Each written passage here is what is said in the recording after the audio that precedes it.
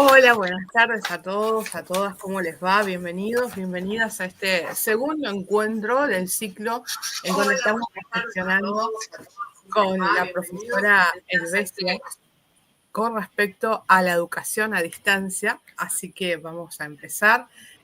La profe Elvesia es especialista en educación a distancia, y entonces hemos tenido esta oportunidad de charlar con respecto a nuestras experiencias, así que vamos a darle la bienvenida al canal de Polifacética a la profe Elvesia para que se presente. Y por supuesto, acá estamos, mi nombre es Anina Torres, la que está detrás de Polifacética, que hoy está detrás mío, si ustedes lo ven. Así que vamos a empezar. Profe Elvesia, bienvenida, ¿cómo está? ¿Todo bien? ¿Con ganas de seguir trabajando sobre este tema de educación a distancia? Es así, Janina. Hola, muy buenas tardes y buenas tardes también a quienes nos estén escuchando. Y bueno, la idea es poder, ¿no es cierto?, continuar este ciclo de encuentros que la semana anterior no empezamos a hablar sobre los mitos de la educación a distancia. Y bueno, hoy, ¿por qué no? También empezar a plantearnos y conversar sobre algunas características que tiene esta educación a distancia, ¿no? Así que, bueno, yo te invito a que podamos conectarnos con quienes estén aquí, que puedan sumarse desde el chat y empezar, ¿no es cierto?, a conocer un poco este nuevo mundo que quizás para algunos es desconocido o poco conocido. Y entonces, bueno, conocer, como decíamos hoy, estas características. Yo creo que tenemos una presentación, ¿es así? Entonces vamos a ir conversando sobre Así ello. es, así es. Vamos a poner la presentación. Y la pregunta que hable este ciclo de encuentro, por lo menos el encuentro de hoy, es: ¿vale la pena estudiar a distancia en 2025? ¿O ya es una modalidad que después de la pandemia dejó de tener sentido? Y fíjate vos, Janina, que frente a esta pregunta, ¿no? Estudiar ya en 2025, pensando, ¿no? Estamos ya casi 5 años de lo que fue pandemia, de todo este boom de lo que es la educación a distancia, lo que es el mundo digital en sí. Vino, como decíamos muchas veces, inclusive lo mencionamos la vez pasada, como que vino a quedarse esta nueva modalidad, inclusive a insertarse en contextos que ahora llamamos híbridos, bueno, que también lo vamos a conversar, ¿no?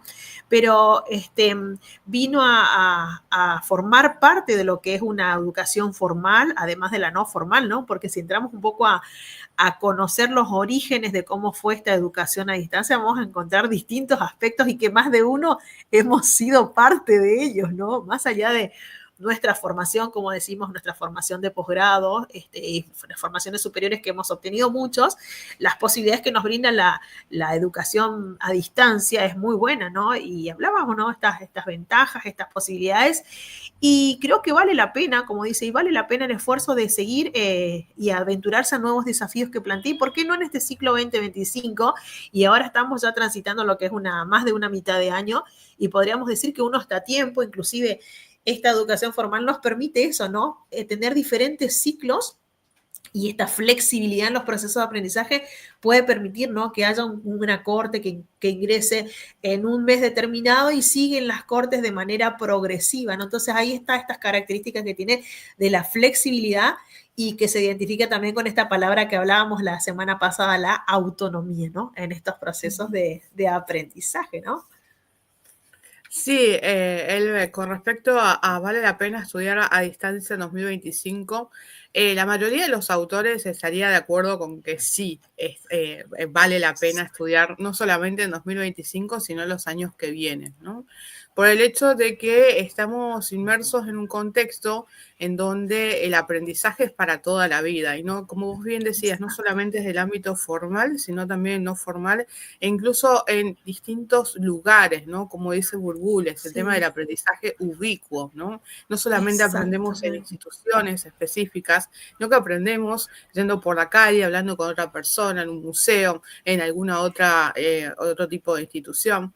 Entonces, la ventaja que tiene la educación a distancia con respecto a otro tipo de modalidades es que nos permite justamente aprender en donde nosotros y nosotras estemos, ¿sí? Entonces ese aprendizaje Exacto. ubicuo se hace carne, se encarna en la educación a Sí. distancia. Y sobre todo para la gente que es adulta, ¿no? Y no tiene la posibilidad de, creo que eso lo decíamos en el encuentro pasado, de pasar 4 o 5 horas por día en la universidad, es una modalidad sumamente interesante, ¿no? Ahora bien, el peligro que nosotros por ahí vemos, Helvecia, con respecto a Sí, distintos sistemas de educación a distancia, porque, bueno, nuestra experiencia involucra distintos sistemas, ¿no es cierto? Los tradicionales, sí, los no tradicionales y algunos otros de otros países también, como vos mencionabas, es que muchas veces la distancia es abandono, ¿no? Yo siempre digo, por ejemplo, en sistemas tradicionales en los cuales he estudiado, que el profesor no ponía su foto, por ejemplo, en el perfil, no sabíamos quién era, teníamos que ir a googlear a ver quién era el profesor, venía para dar el parcial, venía para dar el final, la nota final y se iba. Entonces, ese es el peligro y el riesgo a los que nos enfrentamos cuando empezamos a estudiar a distancia, y es ujú, sumamente imprescindible que empecemos a pensar qué tipo de modelos existen con respecto a la educación a distancia para que no nos pase esto. Porque si nos llega a pasar esto que les estoy comentando, del profesor que está ausente del aula, lo que va a lograr es que básicamente no tengamos motivación para estudiar y es muy probable que nos frustremos porque seremos nosotros y el PDF. exacto, Entonces, sí vale exacto. la pena estudiar a distancia, pero el punto es, bueno, ¿qué tipo de modelo? Y básicamente eso es lo que vamos a proponer dialogar hoy, ¿no es cierto, Elvesia? Sí, inclusive esto de pensar qué modelo se ajusta a mis posibilidades, ¿no? Como vos bien decías, esto de pensar, ¿no? En este modelo de una educación a distancia donde hablábamos de esta palabra autonomía, que la vuelvo a mencionar, es muy importante, pero también es sentir ese acompañamiento del docente detrás de esa línea de conectividad que es la que nos une, ¿no? Desde esta tecnología mediada, ¿no? Si nos remontamos, ¿no? Un poco a lo que era una educación, o como vos bien decías, una educación a distancia, como la palabra decía o lo pensábamos, ¿no? Habla de una barrera, ¿no? Una barrera física entre el docente y el estudiante. Pero bueno, en esta educación a distancia, en realidad esa barrera no tendríamos que verla como una brecha, sino como una manera de acercamiento, ¿no?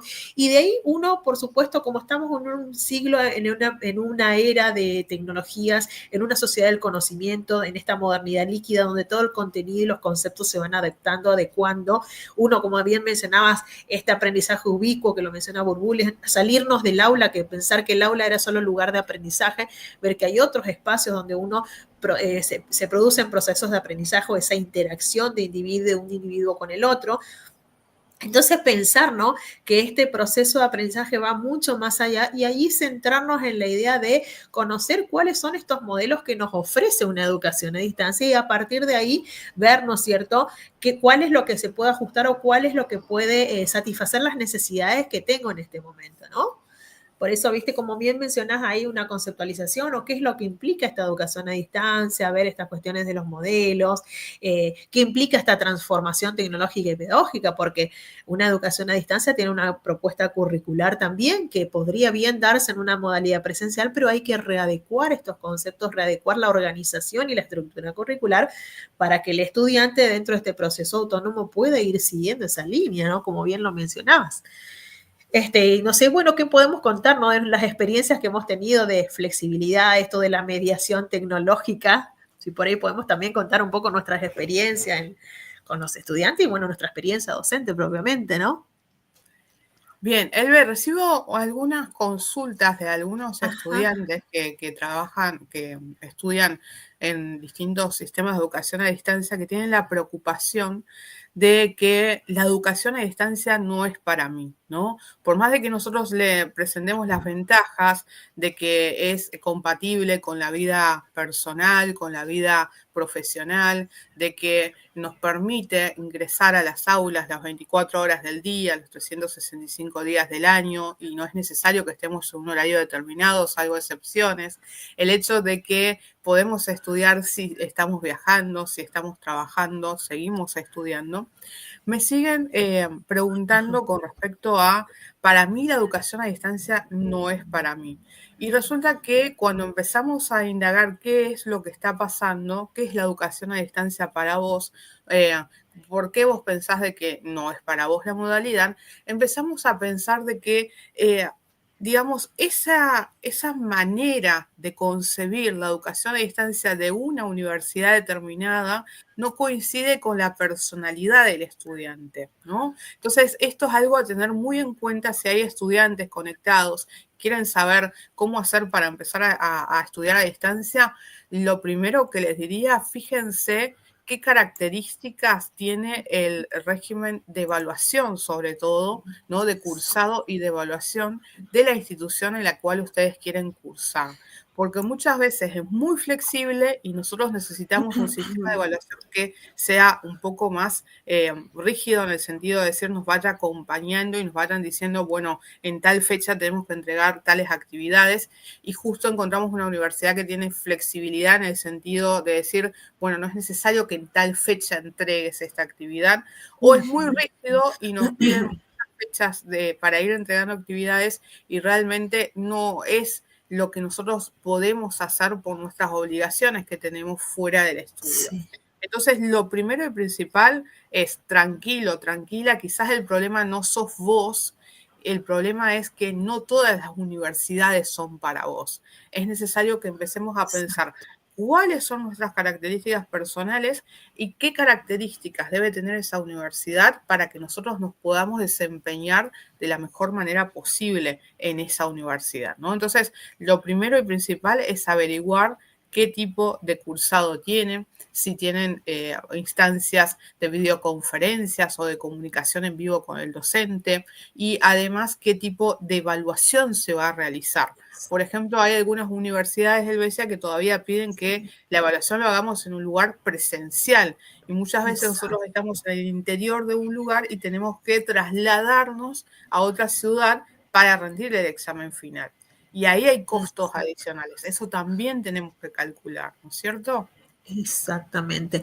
Claro, y como bien lo señalás, no todas, como decís, no hay ni una universidad ni mejor ni peor, sino ver, porque casi todas ofrecen ofertas educativas muy similares, pero ver las características, por eso justamente están las páginas web de cada universidad, ver, hacer las consultas pertinentes, pero por lo general, viste que cada una presenta su oferta educativa, dice cómo es el plan de estudio, cuáles son las características que tiene. Entonces, bueno, ver, como decías, o bien lo señalabas, esto de ver cuál es la que se adecua a mis intereses o a mi realidad, porque por ahí puede ser que tenga una determinada carga horaria, tenga determinados movimientos, puede que sea una persona que tenga muchos viajes, muchos traslados. Entonces, ver cuál de estos tipos de educación a distancia puede ser más efectivo a mi formación, ¿no? Y por supuesto, ver algo que sea complementario, que ayude en este proceso para no caer en esto de sentirse solo, en el ver de que la universidad solo es leer, leer, leer y no tener estos contactos. Entonces, uno ver las características que se adecúen, como bien lo señalabas, y por eso, ¿no es cierto?, conocer algunas sí, también tipos de educación a distancia que se ofrecen en lo que es la modalidad a distancia, qué características presenta, y bueno, poder, ¿no es cierto?, nosotros dar una reflexión sobre cada una, qué características, y bueno, iba a estar en cada uno, ¿no es cierto?, el poder elegir cuáles satisfacen las necesidades de cada uno, ¿no? Exacto, exacto. Bueno, otra cuestión que estamos viendo en la diapositiva, Elbe, son los tipos de educación a distancia, ¿no? Ya hablábamos de las de diferentes modalidades de cursado y de evaluación de las universidades, pero también hay diferentes posibilidades en cuanto a comunicación, cómo nos comunicamos, ya sea con los docentes o con el resto de los compañeros o de los estudiantes a los docentes, ¿no? Y hay muchos sistemas de educación a distancia con respecto a eso también, porque hay algunos que tienen predominio o incluso 100% asincrónica esa comunicación. Es decir, no hay videoconferencias, no hay chats, no hay instancias en vivo con el profesor. El profesor solamente se comunica ya sea por foros o ya sea, por ejemplo, a través de mensajes que pueden ser por correo electrónico o por las distintas plataformas. Esta es una forma de cursar que ahí dice la diapositiva que es flexible e independiente, ¿no? Bueno, si lo ligamos con esta cuestión que veíamos recién con respecto a la personalidad del estudiante que va a estudiar en esta modalidad, valga la redundancia, tendríamos que pensar que es un estudiante que quizás no necesita tener un seguimiento, acompañamiento docente que valora más la autonomía, ¿no? En el sentido de decir, bueno, yo manejo mis tiempos, no me puedo conectar a un horario fijo, entonces necesito una modalidad totalmente asincrónica, ¿no? Exacto. Después tenemos una modalidad que es sincrónica, o en su mayoría o en su totalidad, que básicamente la comunicación se produce en tiempo real con el profesor, ¿sí?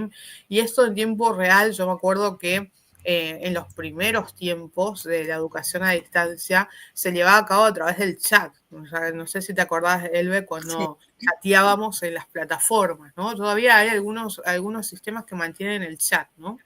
Pero el problema con el chat es que tiene una especie de demora entre la pregunta y la respuesta, y como éramos un montón de estudiantes, entonces lo que hacía era que el docente no sabía, o sea, estaba respondiendo a uno y había otra pregunta en la cola, digamos, entonces se complicaba mucho la comunicación. Sí, como que se armaban muchas veces con esos debates sincrónicos o preguntas y respuestas, y quizás era un poco más limitado debido a la conectividad, ¿no? En ese momento estaban, si bien todos en un tiempo, pero ese delay que había entre preguntas y respuestas por ahí no producía esto que es la interacción tan inmediata, ¿no? Qué hermosa época. Sí, sí, recordando un poco, sí, fueron las primeras cuando empezábamos a trabajar en lo que es modalidad a distancia. Y después también he vivido, Elbe, no sé si te ha pasado a vos, el tema del teléfono. Llamábamos por teléfono a los tutores a una determinada hora que iban a estar en la universidad y ellos nos respondían las dudas por teléfono. ¿Ha vivido ese? Sí, como estudiante me ha pasado, después me ha pasado también como docente, pero más como estudiante lo he vivido, esto de llamar en los determinados horarios que iba a estar el docente para responder, ¿no? Esa comunicación telefónica, ¿no?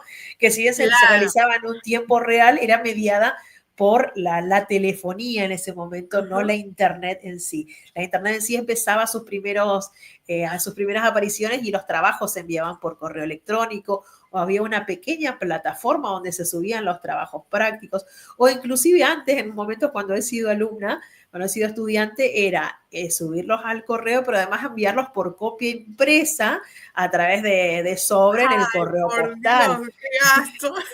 Entonces era tener por los dos lados la confirmación de que el trabajo práctico final llegaba. Y después de ahí, ¿no es cierto?, el desplazarnos hacia el sitio, hacia la universidad para rendir ese examen final, ¿no?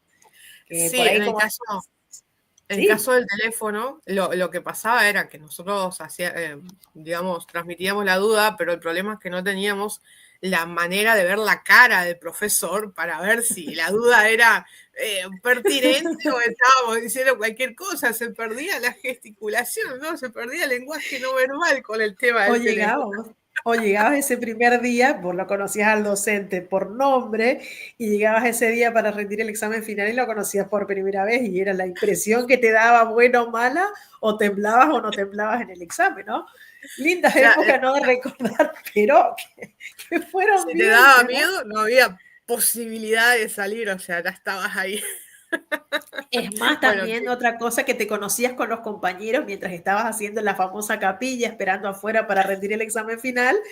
Te empezabas a conocer los compañeros que los leías a veces a través de ese foro, o alguno que te hacía una consulta porque estaban listados de estudiantes y se hacían algunas consultas. Entonces ahí uno empezaba a interactuar con los compañeros de manera física y presencial, ¿no? Claro, yo me acuerdo en un sistema que he estado también, que teníamos que ir a rendir, digamos, en un lugar específico, los exámenes, llegábamos y nos sentábamos en la máquina, digamos, y ni mirábamos al que estaba al lado. El que estaba al lado podría haber sido mi compañero durante todo el cursado y yo no lo entendía, no lo reconocía. ¿Pero por qué? Porque tiene que ver también con el sistema de educación a distancia. Hay sistemas de educación a distancia que de alguna manera facilitan el contacto entre estudiantes y hay otros que no. Cada uno hace la suya, digamos, cada uno es autónomo, como decimos, los trabajos son individuales y no tenemos la posibilidad de reconocer al otro, ¿no? Después, y bueno, antes que te continúes, me estaba acordando de otra modalidad también en otra carrera que he hecho a distancia, que tenía el cursado por el aula, todas las características, y después para ir a rendir el examen me iba al centro donde estaba una persona X que no era ningún docente, sino era el que referente del lugar.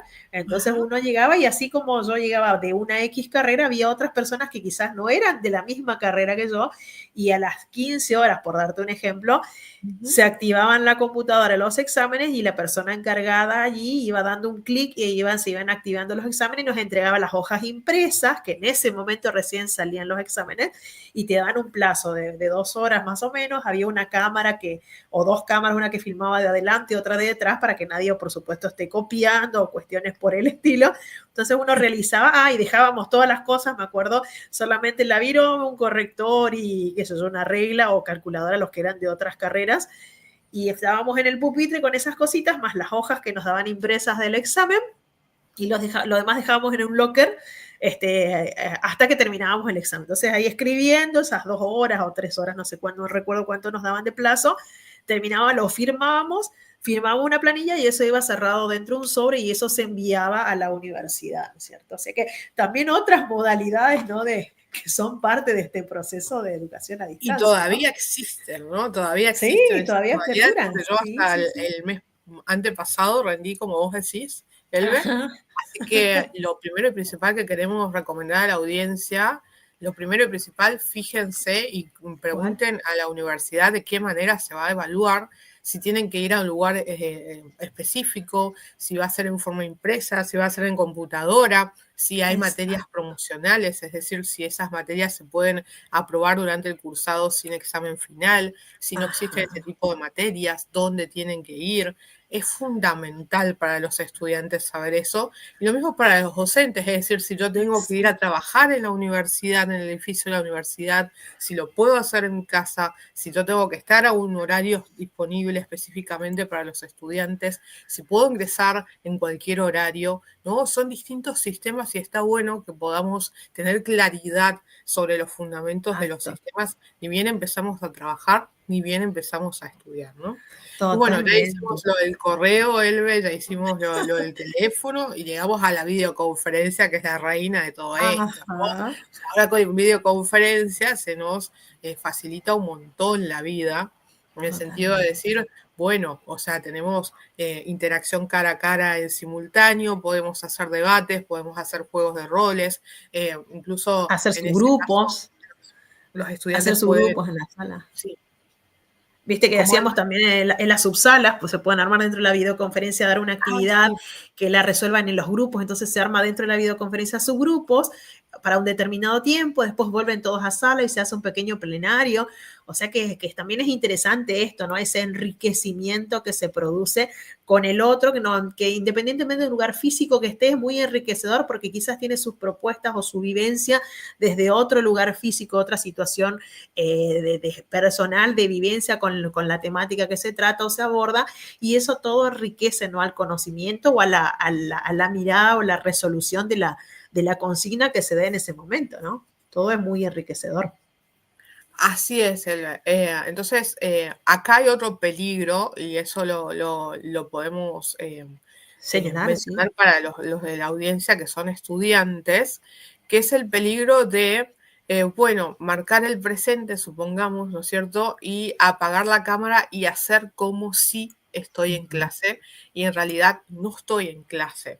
Y el docente eso se da cuenta porque, por ejemplo, cuando divide las salas, como está diciendo la profesora Elvesia, el estudiante no se va a una sala, queda ahí en la sala principal, porque evidentemente lo está siguiendo la clase. O hacemos una pregunta y resulta que no responde. Entonces ese estar presente para la planilla, pero no estar presente en cuerpo, es muy desaconsejable, sobre todo por el hecho de que necesariamente vamos a tener que abordar esos temas, incluso si quedan las grabaciones disponibles, a veces sí, a veces no, vamos a tener que volver a verlas. Entonces, en ese sentido, si nosotros nos comprometemos a ingresar a la videoconferencia, entonces que podamos de esa manera también estar presentes, ¿no? ¿Cuál es tu experiencia con respecto a eso, Elvesia? Y en las modalidades sincrónicas, por lo general a mí me gusta que estén todos con sus cámaras encendidas y los invito a ellos, los animo, porque entonces los tengo a todos, le digo, no es lo mismo, imagínense si yo estuviera con un cuadradito que dice solamente mi nombre y escuchan una voz. No sabrían Sí. mis gestos, cómo hablo, qué pregunto, si no escuchan una voz en off y eso los llevaría a aburrirse y a los 3 minutos dejar el aula o ponerse a hacer otra cosa. Entonces, esa es la idea. Entonces, fulano, a ver, entonces empiezo con el listado, fulano, a ver qué podés contarnos, a ver si puedes encender tu cámara, si nos conocemos. Y entonces, de esa manera o participan o directamente no les queda otra que desconectarse, ¿no? Pero no es la idea desconectar, sino de esto yo les digo siempre, los momentos sincrónicos no son para un examen intimidador, sino que es un momento de enriquecimiento y de poder escuchar las voces de cada uno de ellos, porque todos en ese momento producimos una pedagogía totalmente interactiva. Unos de otros vamos aprendiendo, y esto también que mencionabas, estamos dentro de un aula virtual, o sea, en ese momento ese espacio, esa videoconferencia se transforma en nuestro espacio virtual, donde estamos todos reunidos y es el espacio donde estamos compartiendo y promoviendo aprendizajes. Entonces, por eso es muy, muy enriquecedor la propuesta. Y bueno, y así se van sumando. Prende la cámara uno, otro. Y además resulta mucho más interactivo porque puedo ver las caras de cada uno. Inclusive les hago con los emojis, que a veces viste que las videoconferencias tienen los... Entonces les digo, todo ok. Entonces, para no escuchar las 100 voces que dicen sí, le dan el dedito a los emojis y empezás a ver todos los emojis, quiere decir que están activos, ¿viste? Venimos bien con tal pregunta, deditos.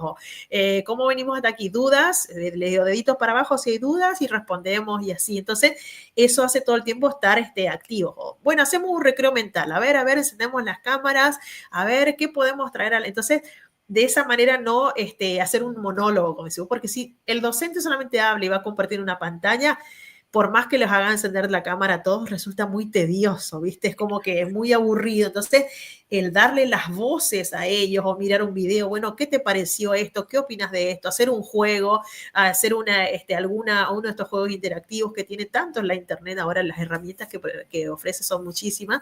Todo eso hace que entonces el estudiante que está conectado esté prendido a la clase, esté conectado, no es que esté haciendo otra cosa, entonces está todo el tiempo participando, o que sabe que en algún momento la profe, ¿qué opinas vos, fulano? Entonces, es estar o estar. No sé cómo te ha pasado, Jani, creo que también algo así, ¿no? Sí, justamente hay un video ahí en mi canal con respecto al aula como un telar, en donde esa situación, Elbe, que vos decís, Sí. El docente que monopoliza la palabra, que no deja que el estudiante hable, que de alguna manera se pasa la hora, las 2 horas, las 3 horas, lo que sea, Sí. hablando solamente él, lo hemos llamado el imperio del PowerPoint, es decir, porque impera el PowerPoint, ¿no es cierto?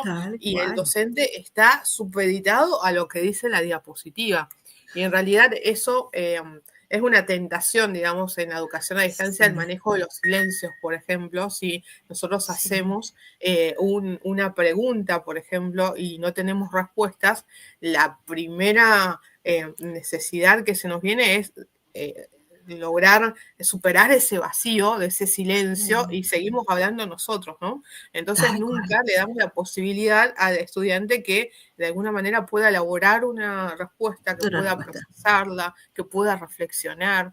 Entonces, desde el punto de vista del docente, también tener cuidado con estos silencios que son tan importantes a la hora de pensar una estrategia de enseñanza, sobre todo en educación a distancia, como dice la profe Elbe, es decir, tenemos todos los cuadraditos con los nombres, a veces no vemos las caras, no sabemos qué está pasando y tenemos esta tentación de estar llenando los silencios, ¿no? Exacto. Y trabajar mucho con imágenes. Sí, y trabajar esto de las imágenes también. Bueno, a ver qué te representa la imagen y traer una imagen obviamente relacionada a la temática que venís trabajando. Decirle, bueno, a ver, busquemos una imagen, la compartimos en el mural tal, le colocas el enlace en el adjunto y entonces eso ya crea esa interactividad y empiezan a buscar esa imagen, la traen y ahí, como no es un examen, ellos todos quieren socializar lo que han encontrado y son pequeñas ideas, ¿no? Que pueden ir ayudándonos a poder hablar de esto, ¿no es cierto? Hay un mundo en lo que es educación a distancia y creo que los tiempos nos resultan cortos al hablar, ¿no?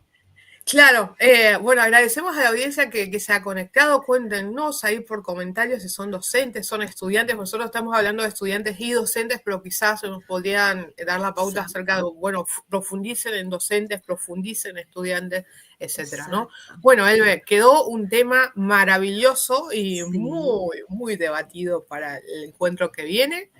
que es la educación híbrida, ¿no? También hay muchas Perfecto. consultas con Sí. respecto a eso, con respecto a aquellos que se anotaron en una carrera presencial y tienen materias que son a distancia, digamos, o mediadas por dispositivos electrónicos, podríamos decir. Entonces, ¿qué pasa con eso, no? Entonces, si te parece, seguimos en el próximo encuentro hablando sobre esto. Me parece genial porque es una de las modalidades que nos invita a hablar mucho y creo que es el auge o el boom de lo que está sucediendo hoy en lo que es la educación a distancia. Así que los invitamos, ¿no? ¿Te parece a seguir en el próximo encuentro la semana próxima y a hablar, ¿no es cierto?, Perfecto. de la modalidad híbrida. Entonces, las modalidades híbridas quedaron para la semana que viene porque no alcanzó el encuentro, no era por otra cosa, no alcanzó el encuentro para seguir hablando. Bueno, vamos a recordar entonces las redes sociales de Sí. Helvecia. Lo pueden encontrar en el Instagram, helvecia.velázquez, y en YouTube su canal es helvecia con mayúscula .velázquez con mayúscula, ¿sí? Y Polifacética, ustedes saben que a nosotros nos pueden encontrar en polifacética.com.ar, que es el sitio web, en nuestro Instagram, polifacética-tic, y en nuestro YouTube, polifacética con mayúscula, _medio tic con mayúsculas. Fíjense esa diferencia ahí, ¿sí? Sí. Bueno, Elba, ¿querés comentarnos algo sobre tus proyectos, sobre algo que estés trabajando en este momento? Bueno, próximamente voy a estar participando del tercer Congreso de Educación y Tecnologías que lo organizan aquí en la ciudad de Corrientes, con una experiencia innovadora con estudiantes en esto que es la modalidad híbrida. Así que creo que algo podemos adelantarla en el próximo encuentro. Estas experiencias que se realizan, qué características tiene, cuáles son los resultados de la misma. Así que, bueno, los invitamos a seguirnos en el siguiente encuentro y continuar hablando de ello y mucho más que tenemos para desarrollar de lo que es la educación a distancia. Bueno, y en Polifacética estamos elaborando material específico sobre educación a distancia para responder a estas preguntas, tanto de estudiantes y de docentes, acerca de cómo estudio en educación a distancia, cómo enseño en educación a distancia, cuál es la diferencia. Entonces, esto también lo pueden seguir viendo por las redes de Polifacética, así que los invitamos a que nos sigan, a que les den suscribirse a este canal, a que le den me gusta, no solamente a este canal, sino al del Helvecia, que lo sigan también en el congreso que va a estar participando. Y por supuesto, los invitamos para el vivo que viene, que va a ser el miércoles que viene, Helvecia, otra vez. Miércoles que viene, sí, 14 horas como siempre, Dios mediante. Perfecto. Bueno, entonces muchísimas gracias a todos por participar. Sigan comentando si son docentes, si son estudiantes, si tienen alguna duda, si quieren alguna sugerencia con respecto a los temas a abordar. Y nos vemos entonces el miércoles que viene con la profe Helvecia. Hasta pronto. Chao, chao. Hasta pronto. Chau, chau.